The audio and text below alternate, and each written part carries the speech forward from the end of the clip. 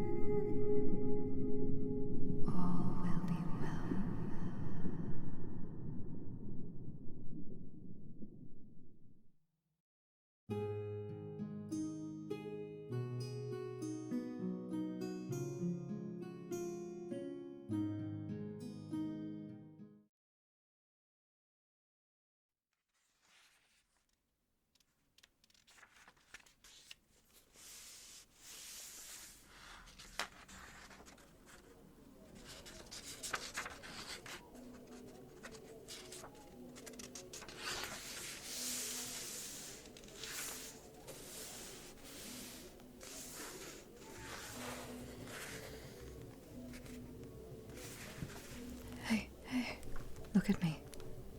Stay conscious. Look at me. Keep breathing. Come on. Stay awake. Look into my eyes. Breathe in and out. Good. Keep breathing. Stay calm. Very good. Very good. In and out very slowly. Very good. Very good. Keep your eyes open.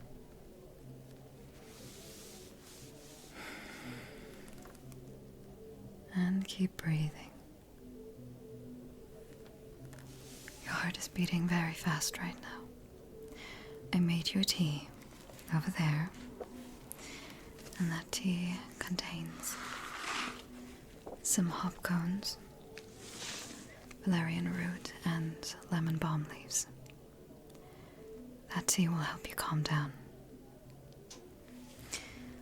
I had to use some potions on you that contain some toxic ingredients. They won't do you any harm long term. But you are going to feel uncomfortable for a while. That tea is going to help you.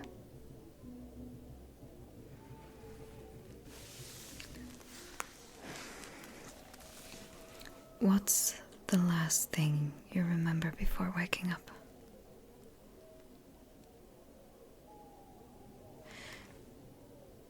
You mean you don't even remember your name or where you're from?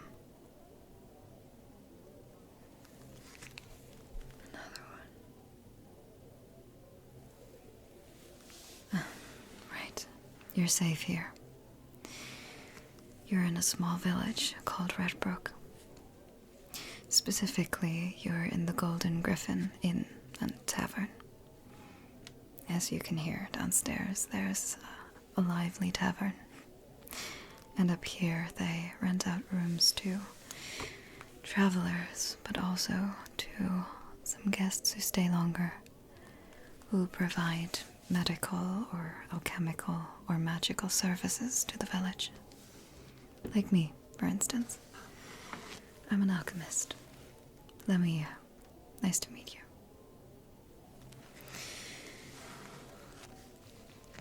You see, there's a group of adventurers who frequently come to this tavern. They found you outside, not too far away from the inn. And you hear that? That's them. They're celebrating because they just came back from an important quest to get rid of some fog creatures. Terrible, terrible creatures. Anyway, the mage of the group noticed very quickly that you had been paralyzed by a spell. The mage could, however, not find out who cast this spell, which is very unusual because normally, whenever a mage casts a spell, that mage leaves traces that lead back to whoever cast the spell. Hiding those traces, covering them, is not only strictly forbidden in this kingdom, but also very difficult to do. So whoever did this to you is very powerful and actively tries to hide their identity. Normally, I would think of this as some sort of accident, nothing important, but something very similar to this happened in a village not too far away from ours. 2 days ago. The village is called Helvald. It's a very cozy, unimportant village that is surrounded by a birch tree forest. A woman was found there, paralyzed by a spell just like you. She was brought to the mage of the village, who was also unable to find out who cast the spell. He was able to undo the spell, but the woman also did not remember anything about herself. I only know of this because I'm friends with a member of the Circle of Alchemists that currently resides in Helvald. He told me about this. If he hadn't told me, I wouldn't know, because for some reason people want to keep quiet about this. And by people, I mean the Alchemist Circle. I don't know what's going on. They don't seem to know it either. I doubt they have something to do with it, but for some reason they don't want word to spread. So, don't tell anyone about this, alright? Just come up with an idea like you're a merchant who wants to travel. That's better for now.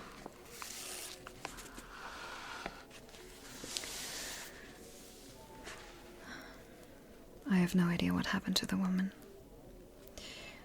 But if she still doesn't remember anything about herself, she might still be in Helvald. So perhaps you could go and talk to her. You might have some more things in common than you know. And perhaps together you could find out a bit more about what's going on.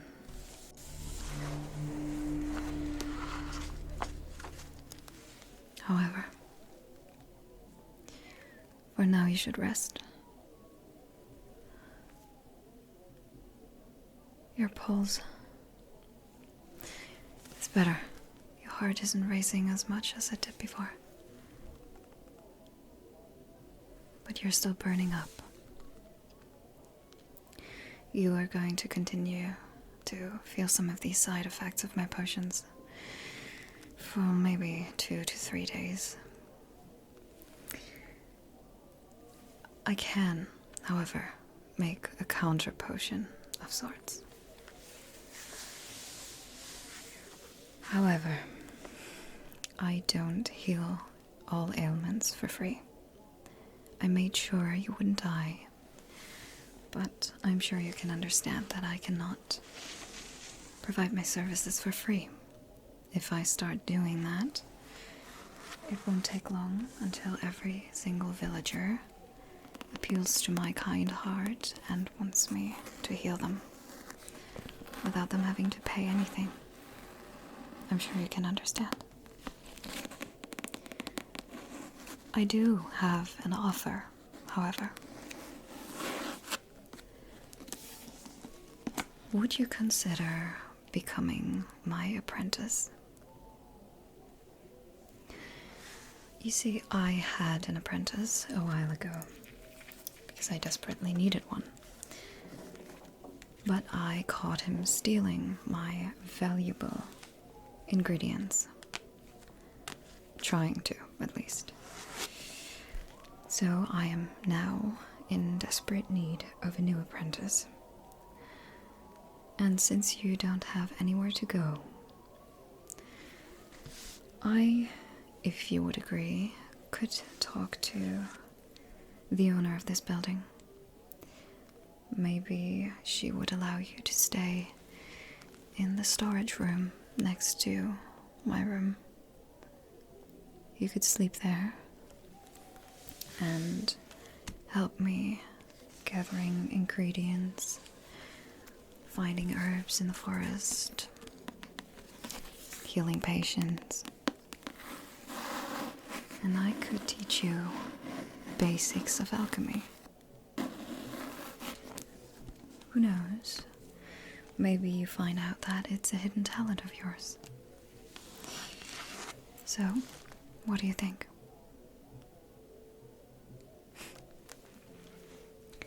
Good choice. In that case, I think it's time for your first lesson. The counter potion that we're going to make is called the Siren.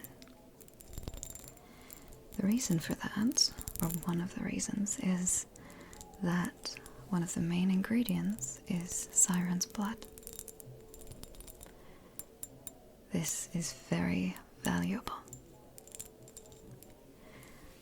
The blood needs to be harvested from a siren that is alive and healthy. And you may not know, but every child in this kingdom knows how dangerous sirens are.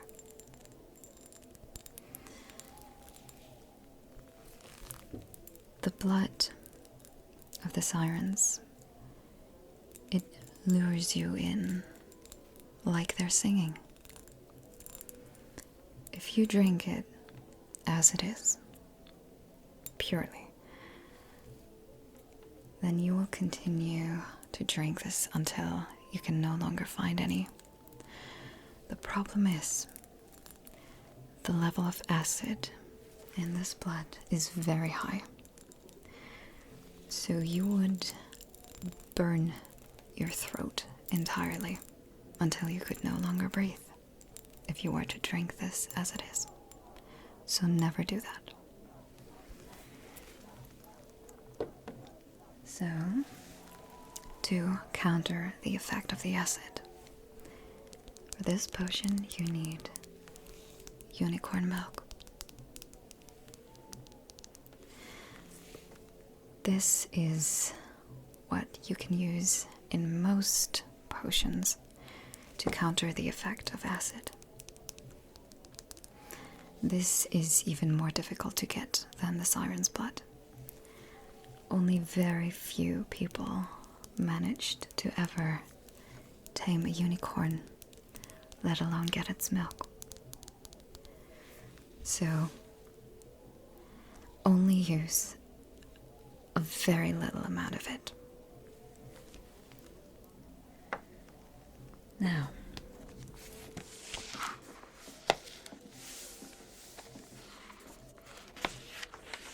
I'm going to show you the recipe.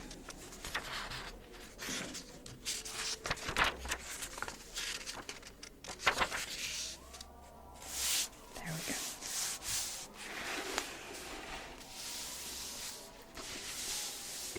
These are the ingredients. What does it say? Exactly. Technically, these two ingredients are all you need for this potion. However, These ingredients are so rare that you should try to use as little as possible while still keeping the effect of the potion. So what you can do is to use clear water, but it has to be taken directly from a spring. You cannot take water from a river or any lake or an ocean. It has to come directly from a spring to make sure that it is completely clean. I'm going to give you a little notebook next time so you can take notes. Keep this in mind. Only for every potion that you make, use water that comes directly from a spring. This, for instance, comes from the Silver Cave spring. As you can probably imagine, there is a cave from which they used to get silver ore, but they no longer use it for that because they want to keep the spring clear. So, for this potion, we're going to use 3 teaspoons of this blood. And for every teaspoon of this blood that you use, you'll use 1 drop of the unicorn milk. And for every teaspoon of the blood that you use, you can use double the amount of teaspoons for the water. So, we're taking 3 teaspoons of the blood and 6 teaspoons of the water. When you make the potion, this size is enough for the vial. This is all you need.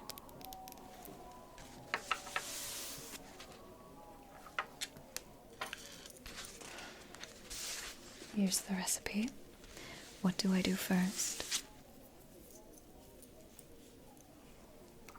Right.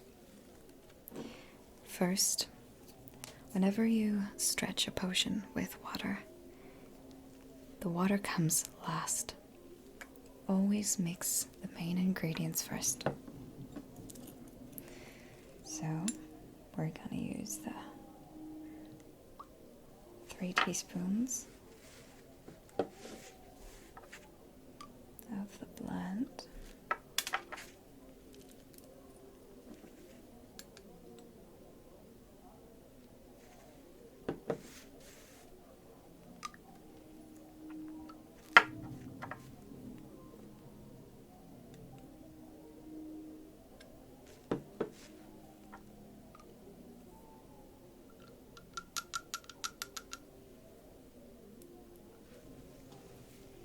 There we go. And then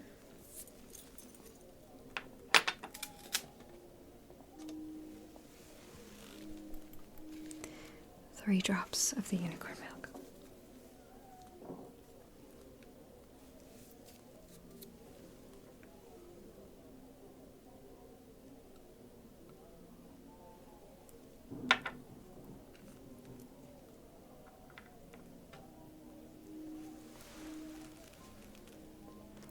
See how these two things are separated? So, mix them. Very important. Mix them first, then add the water.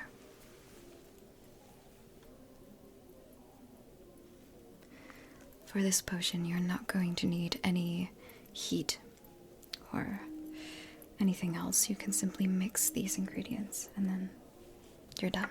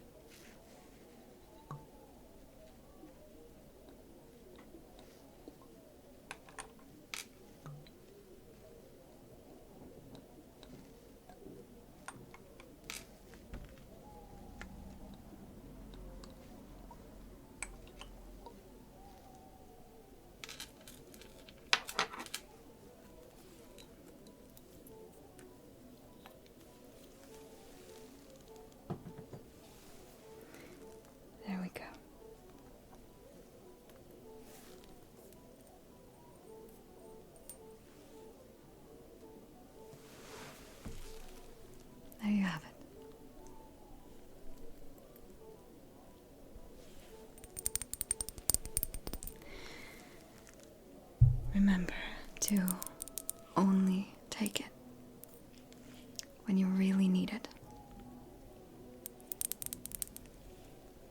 There you go. Now,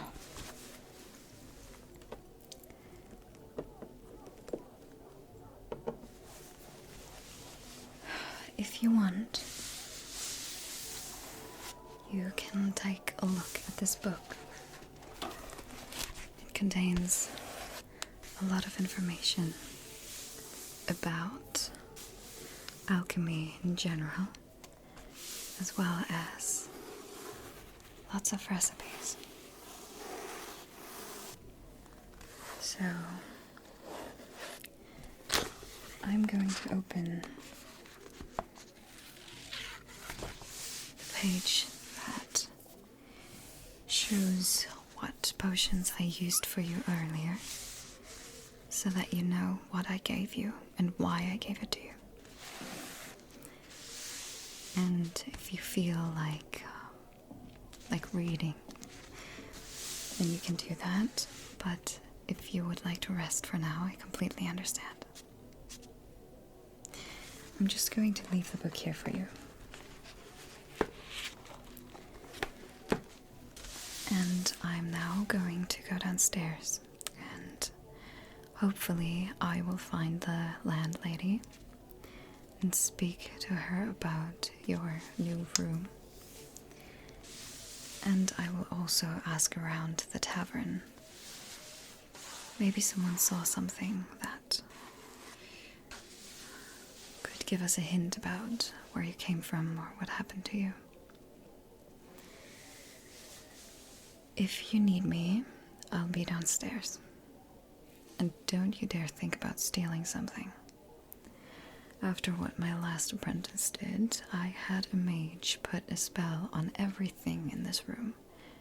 So, I doubt you want to find out what happens if you try to steal something. I'm just saying. Well then, I'll be back in some time, and we are going to figure out what to do with you. Don't worry.